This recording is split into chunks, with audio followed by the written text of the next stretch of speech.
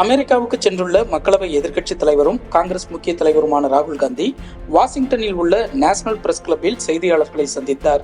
அப்போது அவர், கடந்த 10 ஆண்டுகளில் இந்தியாவில் ஜனநாயகம் உடைந்துவிட்டது என்று நான் உங்களுக்கு சொல்ல முடியும். இந்திய ஜனநாயகம் தாக்குதலுக்கு உள்ளானது.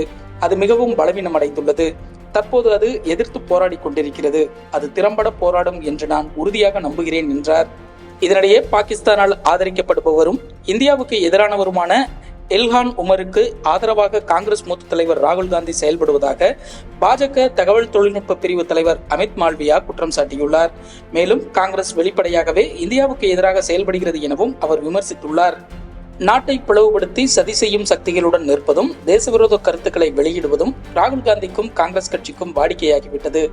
நாட்டு நலனுக்கு எதிரான ஜம்மு காஷ்மீரின் தேசிய மாநாட்டு கட்சியை ஆதரிப்பது, வெளிநாட்டு மேடைகளில் இந்தியாவுக்கு எதிரான கருத்துக்களை பேசுவது என எப்போதும் ராகுல் காந்தி தேசத்தின் பாதுகாப்புக்கு அச்சுறுத்தல் விடுக்கும் விதமாகவும் இந்தியர்களின் உணர்வுகளை புண்படுத்தும் விதமாகவும் செயல்படுகிறார் என மத்திய உள்துறை அமைச்சர் அமித்ஷா குற்றம் சாட்டியுள்ளார். வெர்ஜீனியாவில் புலம்பெயர்ந்த இந்தியர்களுடன் ராகுல் காந்தி உரையாடும் போது, இந்தியாவில் நடைபெற்று வரும் போர் என்பது சீக்கியர்கள் தலைப்பாகை அணிய அனுமதிக்கப்படுவார்களா மாட்டார்களா என்பது பற்றியதே என்றார். இதற்கு பாஜக கடும் கண்டனம் தெரிவித்தது. இந்நிலையில் இந்தியாவில் சீக்கியர்களின் நிலை குறித்த ராகுல் காந்தியின் கருத்துக்கு அமெரிக்காவில் இருந்து செயல்பட்டு வரும் காலிஸ்தான் பிரிவினைவாதி குருபத்வந்த் சிங் பன்னோன் ஆதரவு தெரிவித்துள்ளார். இதுகுறித்து அவர் வெளியிட்ட அறிக்கையில், இந்தியாவில் சீக்கியர்களுக்கு நிலவும் அச்சுறுத்தல் குறித்து ராகுல் காந்தி வெளிப்படையாக பேசியது துணிச்சல் மிக்க உரை மட்டுமல்ல, அது கடந்த 1947 முதல் இந்தியாவில் சீக்கியர்கள் எதிர்கொண்டு வரும் உண்மையை அடிக்கோட்டிட்டு காட்டுகிறது என்று தெரிவித்துள்ளார். எல்லைகளில் போர் நிறுத்த ஒப்பந்தத்தை மீறி ஜம்முவின் அக்னூர் பகுதியில் பாகிஸ்தான் ராணுவத்தினர் புதன்கிழமை அத்துமீறி துப்பாக்கிச்சூடு நடத்தியதில் எல்லை பாதுகாப்பு படை வீரர் காயமடைந்தார்.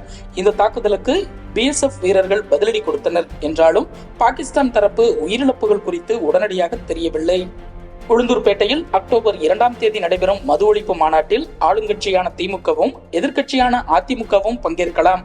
பாமக மற்றும் பாஜகவுக்கு அழைப்பு விடுக்கப்படவில்லை என்று விடுதலை சிறுத்தைகள் கட்சியின் தலைவர் திருமாவளவன் கூறியுள்ளார்.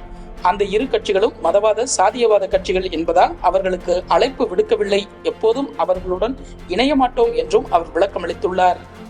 இதனிடையே விடுதலை சிறுத்தைகள் கட்சி நடத்தும் மது ஒழிப்பு மாநாடு தொடர்பான கேள்விக்கு பதிலளித்த பாமக தலைவர் அன்புமணி ராமதாஸ், எங்களுக்கு யாரும் அழைப்பு விடுக்க வேண்டும் என்ற அவசியம் இல்லை. கடந்த 45 ஆண்டுகளாக பாமக மது ஒழிப்பு தொடர்பாக போராட்டத்தில் ஈடுபட்டு வருகிறது. மது ஒழிப்பு மாநாட்டை யார் நடத்தினாலும் ஆதரவு தெரிவிப்போம் என்றார். நெல்லை தாளையூத்தில் உள்ள அரசு உதவி பெறும் பள்ளியில் ஆசிரியர்கள் நடத்திய சோதனையில் மாணவர்களின் புத்தக பையில் அரிவாள் இருந்ததால் அதிர்ச்சி அடைந்தனர். இதையடுத்து சக மாணவர்களுக்குள் இருந்த பிரச்சனை காரணமாக பள்ளிக்கு அரிவாளை எடுத்து வந்த 2 மாணவர்களை தாளையூத்து போலீசார் சிறார் நீதிமன்றத்தில் ஆஜர்படுத்தினர்.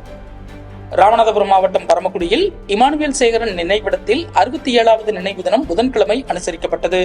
இதில் திமுக சார்பில் இளைஞர் நலன் மற்றும் விளையாட்டுத்துறை அமைச்சர் உதயநிதி மலர் வளையம் வைத்து மரியாதை செலுத்தினார். இந்நிகழ்வில் அமைச்சர்கள் சிலரும் கலந்து கொண்டனர். இதேபோல் பல்வேறு கட்சி தலைவர்களும் மரியாதை செலுத்தினர். வேலூர் சரக சிறைத்துறை டிஐஜியான ராஜலட்சுமியின் வீட்டில் ரூபாய் 4.25 லட்சம் பணம் திருடிய புகாரில் ஆயுள் தண்டனை கைதி சிவகுமார் 95 நாட்கள் தனிச்சிறையில் அடைத்து சித்திரவதை செய்யப்பட்டது தொடர்பாக வேலூர் மத்திய சிறையில் சிபிசிஐடி எஸ்பியான வினோத் சாந்தாராம் விசாரணை மேற்கொண்டார். நெல்லையில் அரசு உதவி பெறும் பள்ளி ஒன்றில் மாணவர்களுக்கு ஆசிரியர்கள் பாலியல் தொல்லை கொடுத்ததாக எழுந்த குற்றச்சாட்டை தொடர்ந்து முழுமையாக விசாரணை நடத்தி தகவல் தெரிவிக்குமாறு உளவுத்துறையினருக்கு காவல்துறை உயரதிகாரிகள் வாய்மொழி உத்தரவிட்டுள்ளனர். அமெரிக்க அதிபர் தேர்தல் களத்தில் மிகவும் முக்கியமான டொனால்ட் ட்ரம்ப் கமலா ஹாரிஸ் நேரடி விவாதம் புதன்கிழமை நடைபெற்றது. இதில் அமெரிக்க பொருளாதார நிலவரம் முதல் கருக்கலைப்பு சட்டம் வரை அனல் பறக்கும் விவாதம் நடைபெற்றது. இந்த விவாதத்தை தொடங்கிய ஜனநாயக கட்சி அதிபர் வேட்பாளர் கமலா ஹாரிஸ், ட்ரம்ப் ஆட்சியின் கீழ்தான் அமெரிக்கா மிகப்பெரிய வேலை வாய்ப்பின்மை சிக்கலை எதிர்கொண்டது. அமெரிக்க பொருளாதாரத்தின் பெரும் மந்தநிலை காலத்துக்கு பின்னர் மோசமான வேலை வாய்ப்பின்மை சிக்கல் ட்ரம்ப் ஆட்சியில்தான் நிகழ்ந்தது. ஆனால் நான் அதிபரானால் அந்த நிலை மாற்றப்படும் என்றார். கமலா ஹாரிஸ் தான் அமெரிக்க வரலாற்றிலேயே மிக மோசமான துணை அதிபர். உக்ரைன் ரஷ்ய போரை அவர் தடுக்க தவறிவிட்டார். இஸ்ரேல் தாக்குதலில் 40,000 பாலஸ்தீனர்கள் இறந்துவிட்டனர். நான் மட்டும் அதிபராக இருந்திருந்தால் இந்த போர் மூண்டிருக்காது. கமலா ஹாரிஸுக்கு இஸ்ரேல் மீது கடும் வெறுப்பு உண்டு. அவர் அமெரிக்க அதிபரானால் 2 ஆண்டுகளில் இஸ்ரேல் என்ற நாடே இல்லாமல் போய்விடும் என்று ட்ரம்ப் சாடினார். இந்த விவாதத்துக்கு பிந்தைய கருத்து கணிப்புகள் மீதான எதிர்பார்ப்பும் அதிகரித்துள்ளது.